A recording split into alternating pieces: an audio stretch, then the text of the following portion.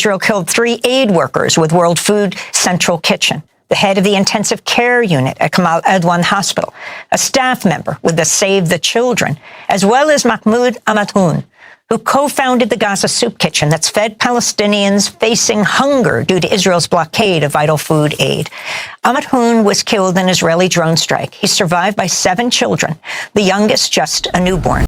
Welcome back, everyone. In today's video, we're going to be discussing the continued onslaught by Israel and the IDF on the Palestinian people. Just over the weekend, we've seen hundreds dead, buildings flattened and whole villages destroyed, humanitarian aid workers, hospitals and civilians caught in the crossfire. Let's get straight into it. And tragically, he isn't the only humanitarian aid worker that was killed by Israeli Defense Forces over the weekend. Before we continue, I think it's only right that we pay tribute to Chef Mahmoud, who ran a soup kitchen feeding the most vulnerable people up in northern Gaza. Not only that, but he used to personally deliver aid to the local hospitals. On November 30th, he was on his way to deliver aid at the Kamal Adwan Hospital, and he was targeted by an Israeli drone strike. He leaves 7 children behind. He was a gem in the community. Our thoughts and prayers are with Chef Mahmoud and his family in this difficult time. In fact, on one day alone, last Saturday, more than 200 people were killed in the Gaza Strip. Among them were 3 humanitarian aid workers. In fact, of the 200 individuals who were killed in Gaza, 40 of them were part of the same family. Absolutely sickening. 200 people killed in one day, of which 40 were from the same family.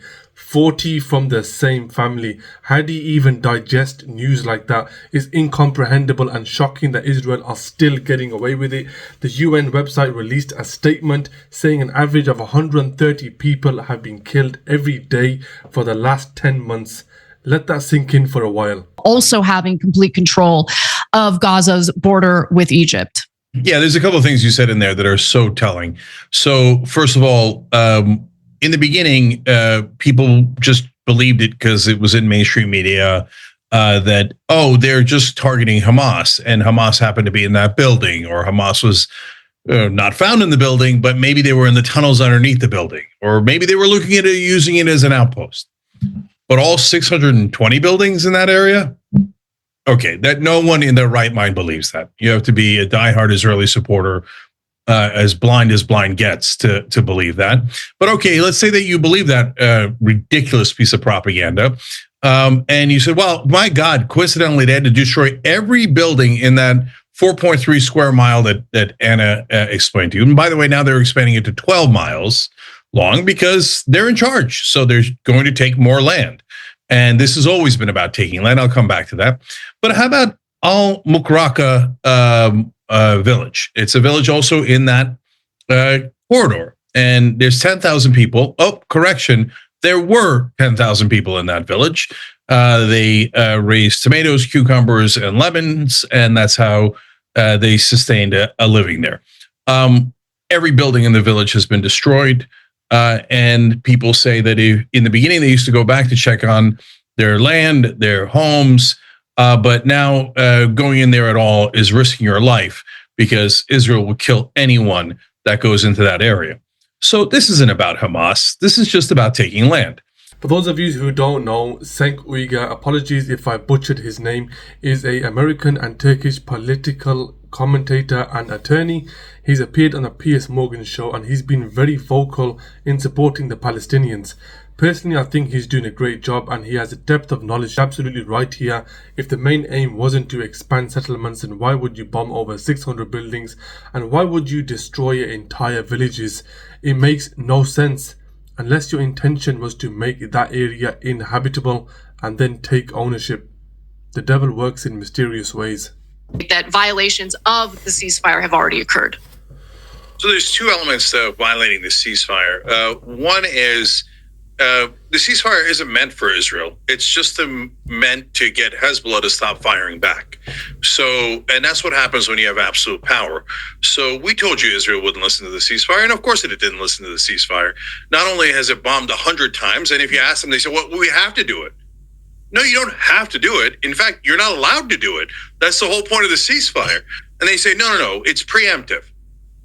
Hezbollah might one day strike, so we just bombed them 100 times after we did a peace deal because we're liars. We're giant enormous liars that never trust a single thing the Israeli government says.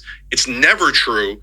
And so here they are again, and they're not the ones trying to reach peace. They always say like, oh, we have no partner for peace. Yeah, because you're not a partner for peace. So Hezbollah says yes, and then Israel says yes, and then goes, we're just kidding. We're the lying Israeli government. So we're just going to keep on bombing you. And if you dare bomb us one time, and not even bomb us, launch a bomb, that those bombs almost never hit anyway, we'll say, oh my God, they broke the ceasefire. And then every person in mainstream media, Dana Bash, will go out there and go, yes, it's Hezbollah. They are all at fault. It's all the Arabs and Muslims. They are at fault. Poor Israel only broke it 100 times. I mean, no, it's Hezbollah that broke it. So I'm sick of this propaganda. And then meanwhile, they also attacked Syria again. Why? Because they're allowed to attack any country they like. They're allowed to start any war they like. And after they bomb them to oblivion, then they'll say, oh, ceasefire, ceasefire. And they'll get them to stop firing back, and they'll keep firing at Syria. So that's the Israeli government. I'm going to go back to Gaza now.